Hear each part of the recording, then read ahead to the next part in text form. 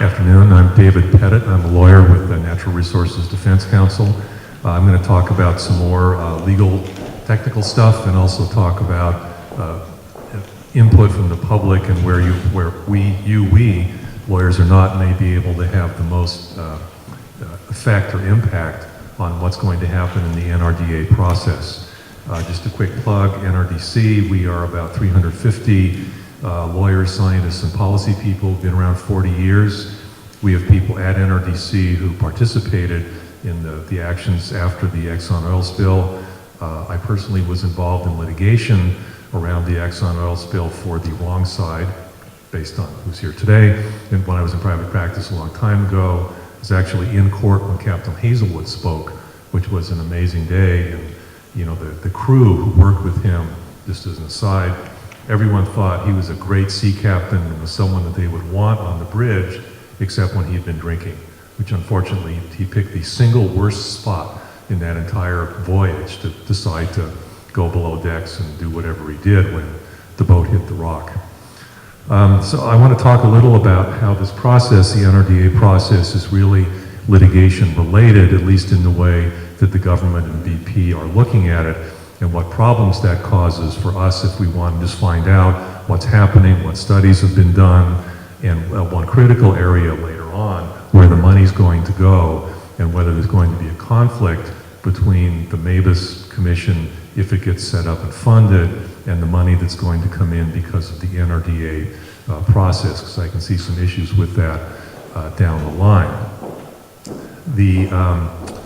The Justice Department and the main federal trustees are NOAA, and NOAA has been the most active of the federal trustees. NOAA and the Justice Department have taken the view that a lot of the work that they're doing is privileged in the litigation sense, and so they can't give it to the public. Look at what they're looking down the road thinking, okay, the day's gonna come when all of this process is winding up and we have a list of stuff, you know, maybe two lists. One is a list of damage and the other is the list of, here are all of the remediation measures, the restoration measures that we want UBP to fund. And at the bottom of that list, there's a line with a number on it, and it's going to be in the many billions, in my view. And if BP says, no thank you, or words to that effect, then this thing is going to wind up in litigation in federal court, and the judge, whoever it is going to need to make a call on how much of the damages are righteous or not within the meaning of the Oil Pollution Act of 1990. When you do litigation, it's just a natural, I mean, to me, I've done this for many years, it's just a natural response. You don't show your cards until you have to. And in the usual litigation process, there are things, you know, like depositions, probably seen in lawyer movies and the like, where you can, for example, ask an opposing expert, okay, what are your opinions and what do you base that on? And that happens pretty far down the line. And until that happens, you don't let that expert talk to anybody, no third party, and you don't break confidentiality until you have to. And in our dealings, particularly with NOAA, it's been extremely frustrating. And they've told us over and over again, you can't see this, you can't talk to this person, you can't do that because we're concerned about litigation. And it's all the crazier because a lot of this information they've given to BP. I mean, when they've been going out doing sampling, they're not exactly taking split samples, but they're sampling in the same place at the same time so that whatever data the government experts have, BP's experts have the same data to work off. There's been a lot of press about experts being locked up and, you know, contracting with BP and saying they can't talk to the public and the like. Well, it's outrageous from a certain standpoint, but from the litigation standpoint, if you have the perhaps twisted view of a lawyer, that's perfectly normal. Because if I retain an expert in a lawsuit, the last thing I want her to do is go out blabbing to the public about what she's working on, what she's thinking, and what data she has and the like. Again, I keep that close to the vest until it's time to actually, you know, play in the context of litigation. So from a legal standpoint, that really didn't outrage me at all. What's different, as Chris mentioned, is that now this formal process has begun with the notice of intent, and we've got the administrative record that's going to come into existence. And there was a question earlier, does that mean the scientific studies? And it means at least some of them. If the experts who are retained solely for litigation, I'd be shocked if any of their work showed up in the administrative record. But it seems to me, and we're going to take this position with NOAA, any information you've given to BP or that you know BP has needs to go in that record so that we can look at it.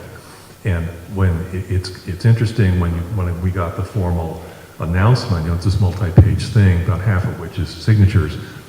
When it talks about the administrative record, it says, more details on that to follow. So as of right now, we don't know exactly how it's going to work. Can you just call up a website? Can you download all this data? That remains to be seen.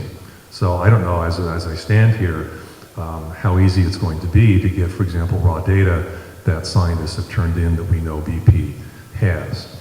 And if I can segue from that for a moment, one of the things that Chris mentioned is also that I completely agree with is the need to have independent third-party analysis of a lot of this data.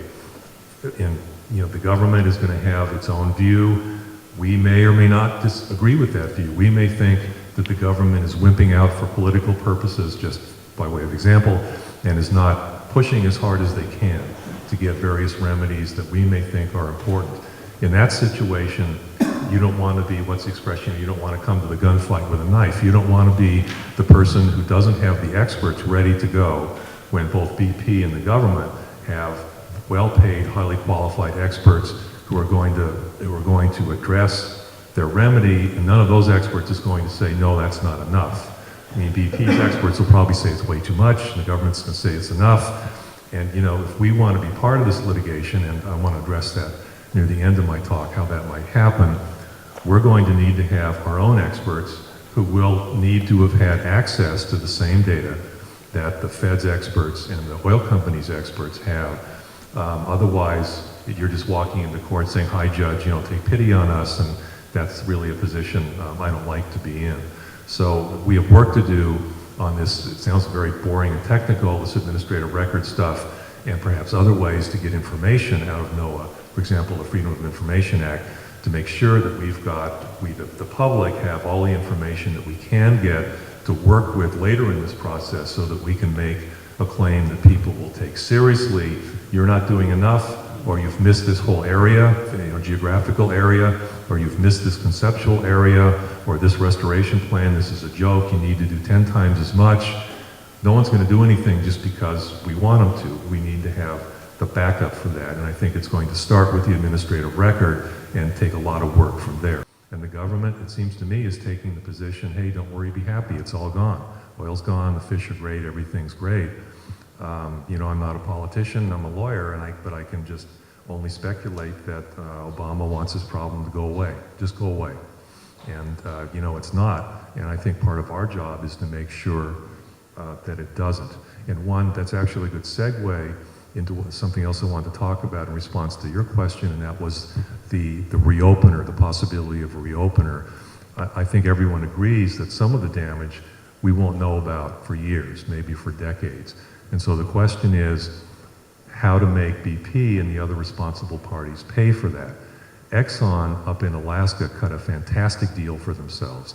Not only was the number fairly low, even by those standards, but Exxon bought itself a cap on liability. There was only going to be so much money ever, and they got themselves an almost certain time limit so that after so many years they could just walk away, even if there's still oil up there in Prince William Sound, which, by the way, there is. And why the feds, this was under Bush 1, I don't even remember who was governor of Alaska then, but anyhow, why the feds let them get away with that, I don't know, but they did.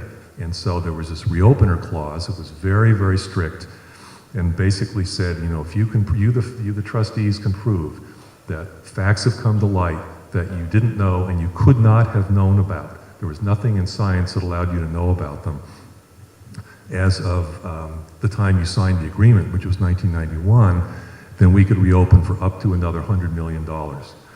And it's a very difficult standard to meet, and in fact the trustees sent Exxon a letter that said, well, we found some new stuff and we want you to pay. Exxon said, pound sand, and that was it. There was no litigation, the government just walked away.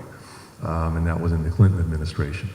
So there you go. So Exxon bought its piece, it walked away. Right now you have no further responsibility, period, for anything that happens up in Prince William Sound. And we can't let that happen again.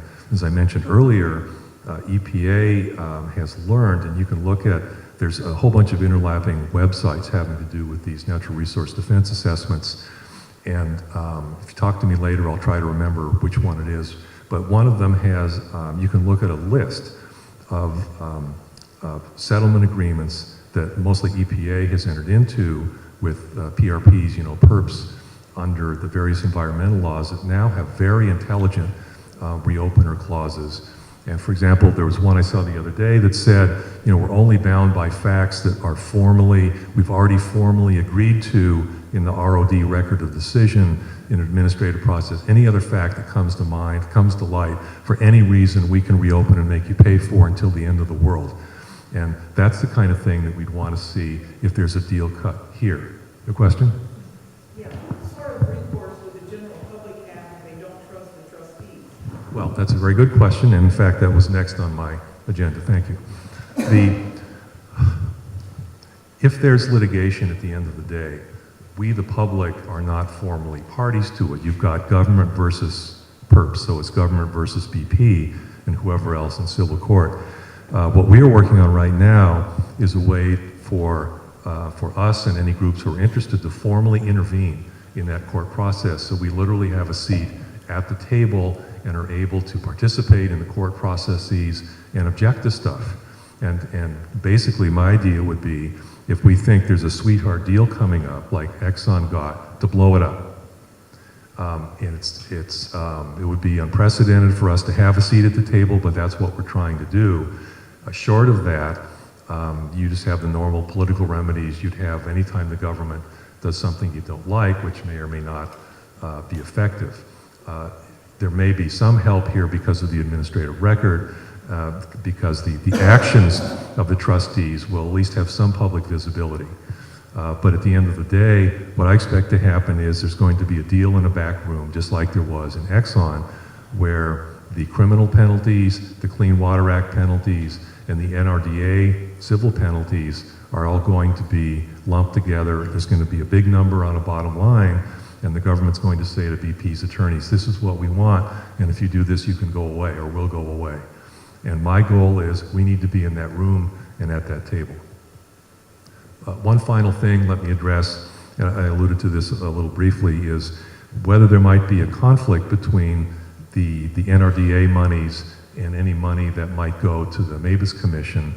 I've been asked, well, these NRDA monies could be in the billions. Where does the money go? The default condition, meaning if people don't agree otherwise, it goes to the US Treasury. And that would mean it does not necessarily come here. People here want it, understandably, to come here.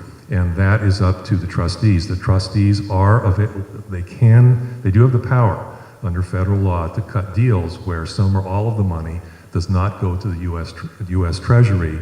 And that's another area where people need to be on top of the process if you don't want that money just to disappear into the general fund in Washington, D.C. and go to Afghanistan or something. The Mavis Commission, again, if it's set up, they have a much broader mandate than the NRDA. The NRDA, in very gross sense, is to try to get us back to baseline. But when you've got a baseline that's degraded over the last century, that may not be enough. And that's what the Mavis Commission is going to address itself to. And I think there may indeed be a conflict. If Congress is going to fund the Mavis Commission, are they going to use NRDA money for that may otherwise be spent more quickly or be spent on other projects? This is kind of hypothetical, but it's something I think that people in this area need to keep an eye on, or that money, the billions of dollars that BP is going to pay, may disappear down some hole, so to speak, that no one knows what it is.